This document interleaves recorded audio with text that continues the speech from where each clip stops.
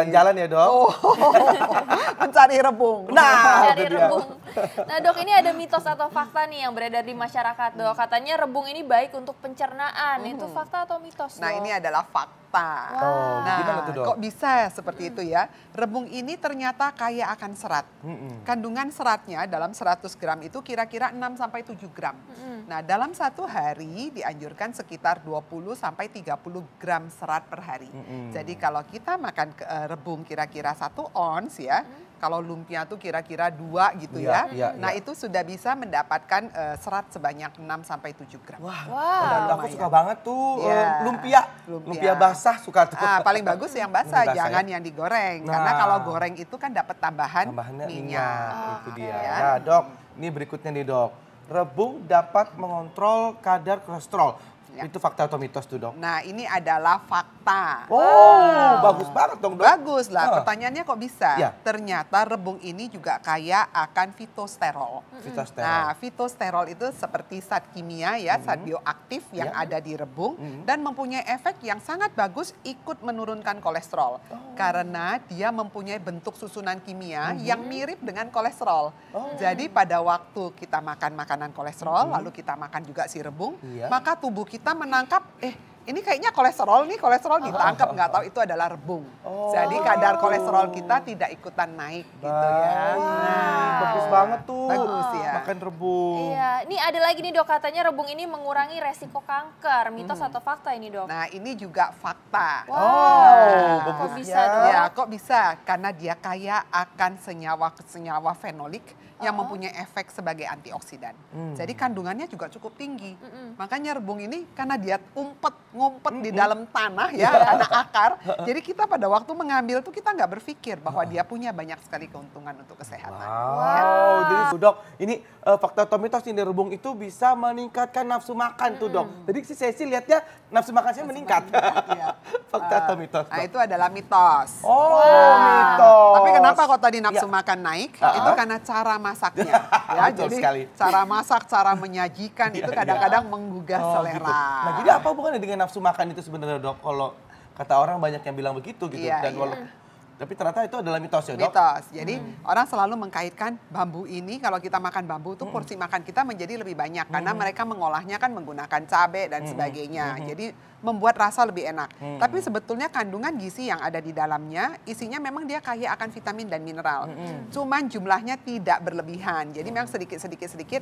Nah, komponen-komponen vitamin dan mineral ini, kalau kita konsumsi dalam jumlah yang agak banyak ya, itu juga bisa mempunyai efek untuk ikut meningkatkan metabolisme nutrisi yang ada di dalam tubuh kita. Jadi mungkin juga ikut memperbaiki nafsu makan. Berarti baik untuk Ya, anak-anak juga ya? anak-anak dok, ya? juga boleh. Tapi kan kalau anak-anak kandungan seratnya cukup banyak.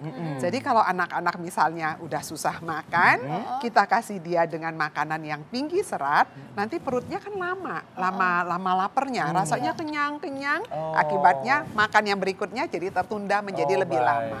Oke, Ya. ini ada lagi nih dok, mitos atau fakta. Katanya rebung ini dapat menstabilkan tekanan darah dok. Ini fakta atau mitos? Nah, ini adalah mitos. Mitos. Nah, kenapa nih, Dok? kenapa ya? Karena rebung ini isu yang diedarkan memang katanya bagus loh untuk mengendalikan tekanan darah. Karena dia kaya akan kalium atau potasium.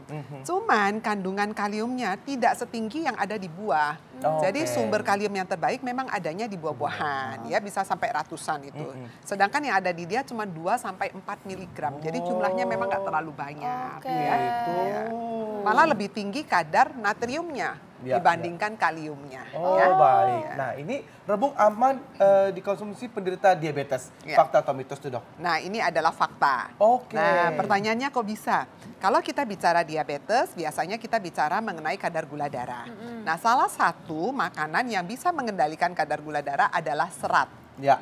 Dan ternyata rebung ini kaya akan serat. Dalam 100 gram sudah 6 sampai 7 gram. Jadi sangat baik ya. Kalau rebungnya udah dibuat lumpia gitu gimana dok? Asal lumpianya rebus tadi ya dok? Basah, jangan Basah. lumpia basah. Iya, lumpia basah. Ya, itu bagus karena kalau lumpia basah kan isinya rebung yang sudah diolah. Yang penting garamnya jangan berlebihan.